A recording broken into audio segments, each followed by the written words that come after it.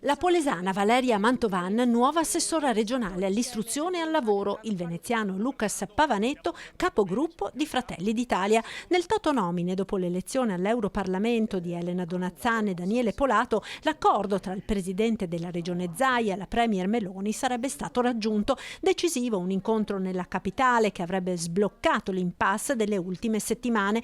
Nulla ancora di ufficiale. Zaia aveva detto che per Ferragosto si sarebbe sciolta la riserva. Martedì è in programma la prossima riunione di giunta che forse potrebbe vedere la nomina della sindaca di Portoviro, ma siamo nel campo delle ipotesi. La diretta interessata dice di non sapere ancora nulla e che ogni commento al momento è prematuro.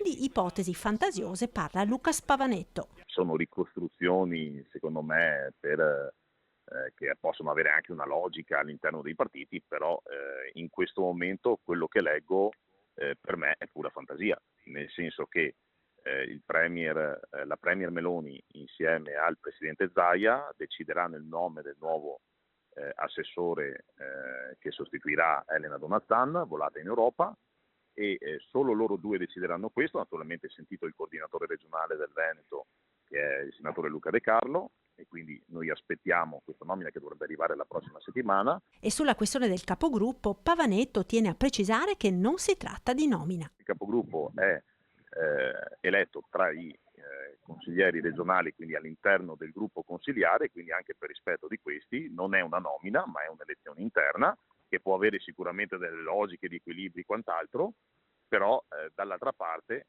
ripeto, spetta ai consiglieri regionali.